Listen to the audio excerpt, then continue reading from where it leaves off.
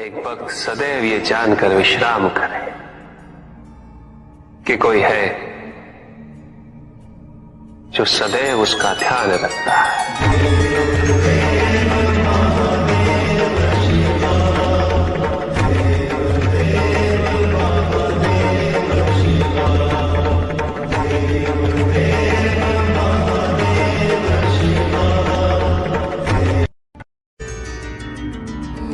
भक्त की भक्ति और उसकी श्रद्धा से प्रसन्न होगा। उसके आराध्य उसे दर्शन अवश्य देते, किंतु कब, किस रूप में और किस परिस्थिति में,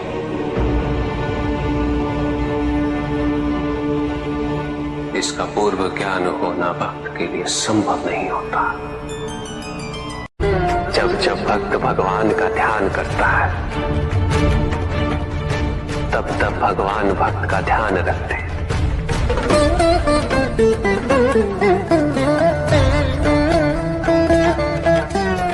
किंतु जिस क्षण भक्त भगवान का ध्यान नहीं करता, तब भी भगवान भक्त का ध्यान रखते हैं।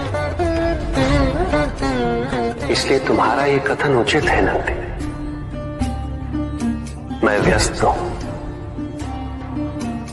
और मैं चिरंतन काल से लेके चिरकाल तक व्यस्त रहूंगा। प्रत्येक क्षण प्रत्येक भक्त का ध्यान रखते हैं।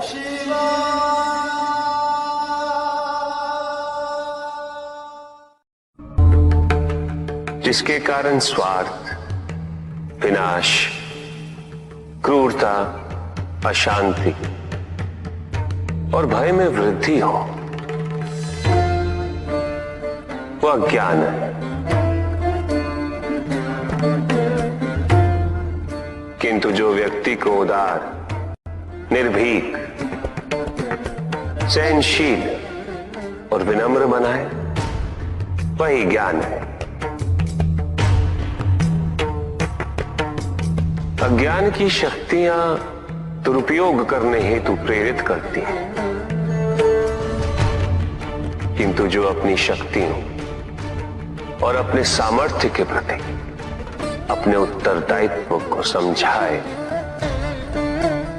जो न केवल अपने अपितु अपने से पहले संसार के उद्धार हेतु प्रोत्साहित करे, वो ज्ञान है। ज्ञान का मूल उद्देश्य ही परोपकार है, सृजन है।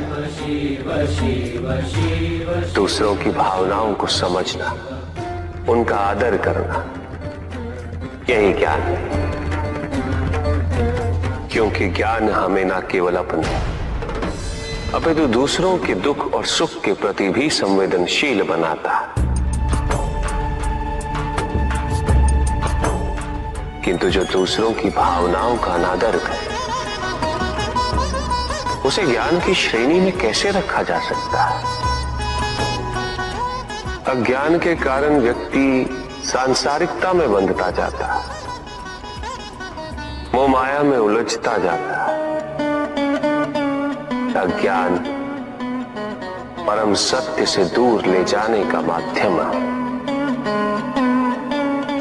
किंतु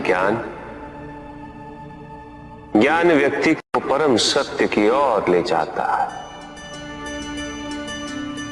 ज्ञान मुक्तिदायक है, मोक्ष का मार्ग है, और इस मुक्तिदायक ज्ञान का सर्वोच्च रूप है आत्मज्ञान।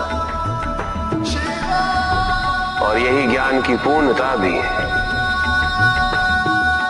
कि व्यक्ति अपने को समर्पित कर दे,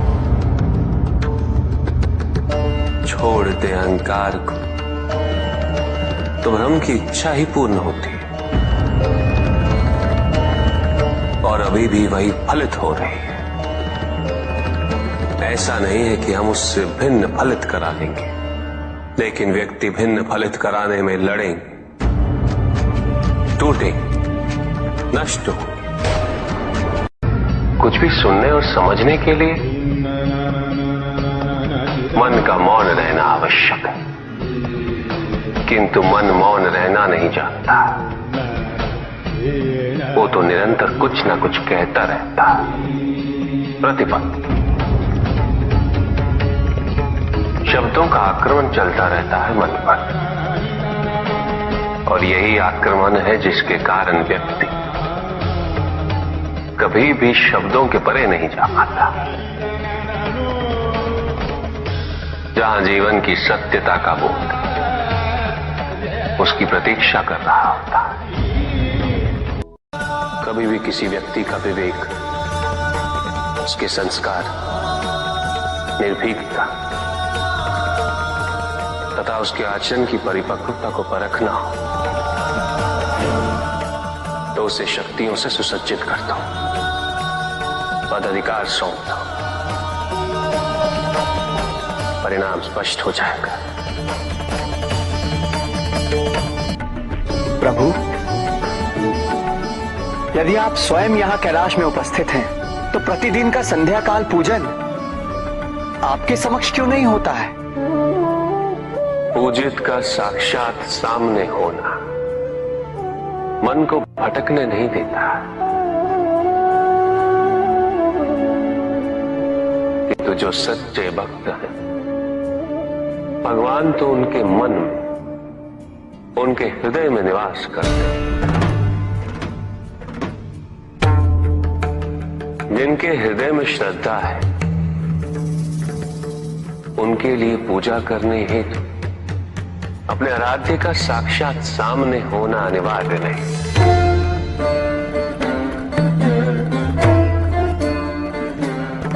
वो तो अपने मन के नेत्रों से प्रतिपल उनके दर्शन पा रहे हैं।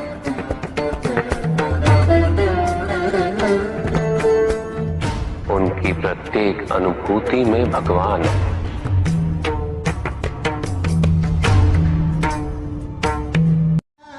सुख आंतरिक होता है, संतोष आंतरिक होता है।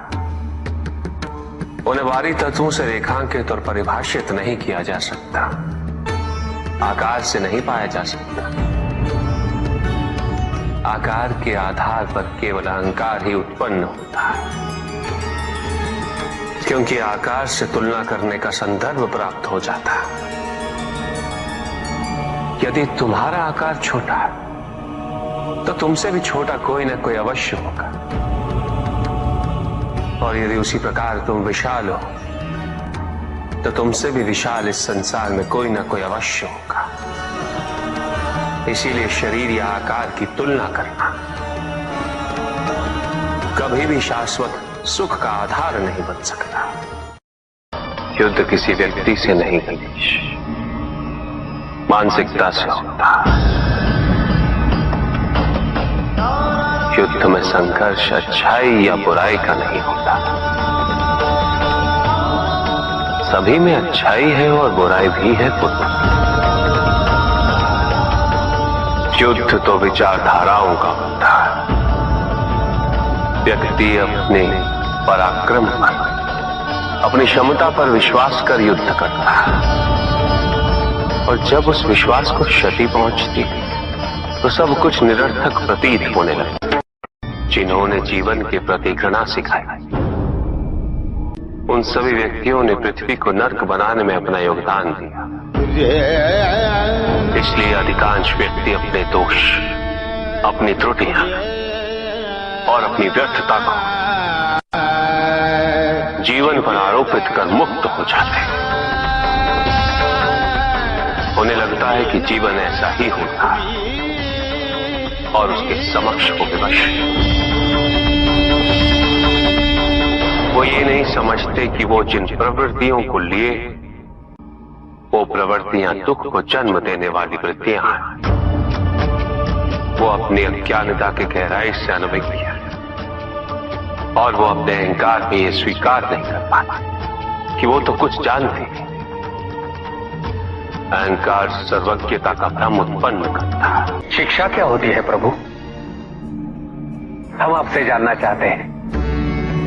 मनुष्य की अंतर्निहित पूर्णता को उजागर करना ही शिक्षा है। समस्त ज्ञान, चाहे वो लौकिक हो या आध्यात्मिक, मनुष्य के साथ ही रहता है। परंतु अज्ञानता के आवरण के कारण वो स्पष्ट नहीं होता। शिक्षा केवल उस आवरण को हटाने का कार्य करती है। अब प्रश्न ये उठता है कि वो आवरण हटता कैसे? कैसे महादेव? चकमक पत्थर के अंदर छिपी अग्नि तभी प्रकट होती है जब कोई उस पत्थर में घर्षण